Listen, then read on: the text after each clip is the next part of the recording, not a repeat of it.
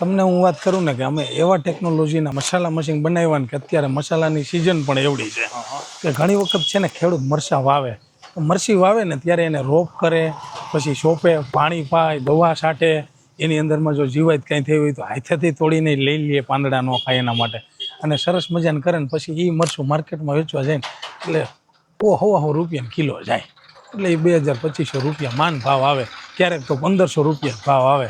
એક ખાલી મસાલા મશીન અમારું જે આ મિની આટોમાઇઝ કંપનીએ બનાવેલા છે ને એ એવા ખેડૂતના હિત માટે લગાડેલા છે અને બનાવેલા છે.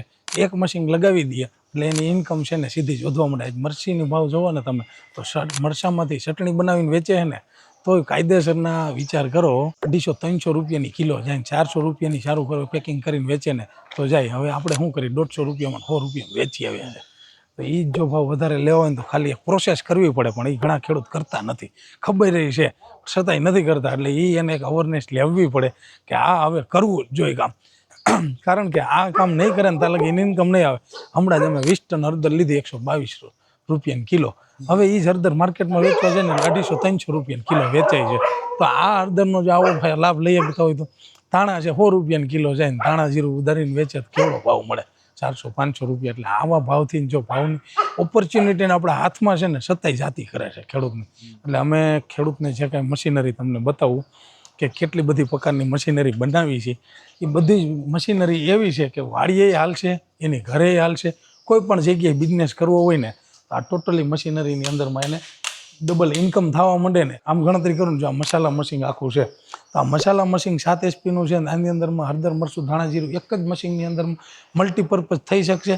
ત્યાર પછીનું નાનું મશીન છે, single phase power, 3 face power નથી તો સિંગલ ફેસમાં હાલે એવું પણ મશીન છે. 3 HP મશીન રહ્યું તો થોડો ઘણો સોસાયટીમાં, ગામમાં બિઝનેસ કરવો હોય તોય થાય, એનું નામ બનાવીને બ્રાન્ડિંગ બનાવીને કરવું હોય તો એવું પણ આ 3 HP છે. એવી રીતનું 7.5 HP મશીનની સાથે સાયક્લોનની સાથે ગ્રેડર, એવી જ રીતનું આમની અંદરમાં બધું જ થઈ શકે ને. એની સાથે ઠંડો મસાલો થઈ શકે ને એવું સાઈડમાં નીકળે ને એવું એક ખાલી કોટન બેગ દીધેલી છે. અને કોઈને મોટો નામચીન બિઝનેસ કરવો છે કે એને પાઉચ પેકિંગ કરીને આયડા બનાવીને કે માલ હોલસેલમાં વેચવો હોય ને તો આ 20 HP મસાલા મશીન રોજની અંદરમાં 200-300 kilo, 500 kilo, ton, 2 ton, 5 ton માલ કાઢવો હોય ને તો આરામથી આની અંદરમાં મસાલો, મેં કેમ કીધું કે મરચું 120 રૂપિયાનું 150 રૂપિયા લગીને કિલો માર્કેટમાં મળે છે, એ જ મરચું ખાલી દરીને વેચશે ને એટલે સીધા ડબલ પૈસા થઈ જાય, 250, 300, 350 થઈ જાય. ત્યાર પછી આપણે વાડીએ ચણા વાવતા હોય તો ચણા શું કરીએ છીએ, 40-45 રૂપિયાના, એટલે કે 1000-1200 રૂપિયા, 800 રૂપિયા ચણાનો મણનો ભાવ મળે ને વેચી નાખીએ. કરવાનું શું તો કાંઈ નહીં કરવાનું.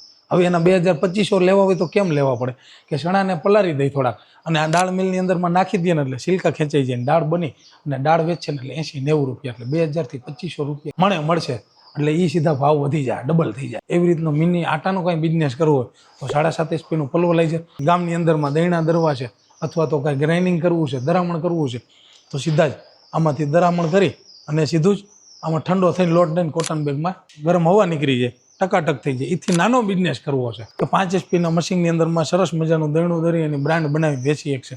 માની લ્યો કોઈ લોકોને બિઝનેસ જ કરવો છે કે સોસાયટીમાં કરવો છે કે એને ગામડામાં કરવો છે તો સિંગલ ફેસ પાવર છે તો સિંગલ ફેસમાં હાલે ને એવું આ નાનું 3 HP મશીન કે 3 HP મશીનની અંદરમાં આરામથી ટકાટક ગામની સોસાયટીમાં, ગામની અંદરમાં કે ગામમાં જેવડો બિઝનેસ કરવો ને એમાં 35 પ્રકારના લોટ થયા. બાજરાની હું વાત કરું કે બાજરાનો રોટલો બધાને ખાવો જ હોય ડેઈલીના માટે, પણ બાજરાનો રોટલો ખાવા માટે શું થાય કે જ્યારે મન થાય ને ત્યારે બાજરો ઘરમાં લોટ ન હોય. હવે એ તકલીફ મોટી છે તો અમે શું કરી કે ભાઈ બાજરાનો લોટ છે કોઈ પણને નીકળે દરવો છે તો 40-45 રૂપિયાનો કિલો લોટ મળે અને બાજરાનો ભાવ હોલસેલમાં ગણતરી કરે 18-20 રૂપિયાનો કિલો વેચાય. તો બાજરાનો લોટ, મકાઈનો લોટ, જારનો લોટ જો દરી અને પેકિંગ કરીને વેચશે ને તો સારામાં સારી ઇન્કમ થાય. હવે આ ખાલી બોઇલે નથી થવાનું, કરવું પડે. એટલે અમે છે ને મશીન તો વેચી જ છીએ અને શીખવાડી છીએ કે તમારે કેમ કરવું જોઈએ, કેમ પેકિંગ કરવું જોઈએ, કયા સમયે કઈ વસ્તુ ખરીદી કરવી જોઈએ. એના માટે આ બધી જાણકારી જોતી હોય તો વિડીયોમાં ઘણી લાંબી થઈ જાય, પણ અમે તમને સમજાવી કે તમે અમારી ફેક્ટરી આવો. અમારી કંપની છે આટોમાઇઝ મેન્યુફેક્ચરિંગ પ્રાઇવેટ લિમિટેડ અને સાપર વેરાવળમાં આવેલી છે રાજકોટમાં. તો તમે અમારી કંપનીની મુલાકાત લ્યો, અમે તમને ટોટલી માર્ગદર્શન આપશું કેવી રીતના પૈસા કમાવવા, કેવી રીતનો બિઝનેસ કરવો, કેવી રીતનો વાડીએ રહીને બિઝનેસ કરવો, કેવી રીતનો ગામડામાં રહીને બિઝનેસ કરવો, તમારે સિટીમાં કેવી રીતનો કરવો, અથવા તો તમારે ખુદનો જ કંઈક બિઝનેસ કરવો હોય તો અમે તમને ગામમાંથી લઈ અને વિદેશની સફર થાય ત્યાં લગીનો બિઝનેસ બધું સમજાવશું. આ નંબર ઉપર ખાલી કોન્ટેક્ટ કરી અને અમારી કંપનીમાં જરૂર મુલાકાત લ્યો.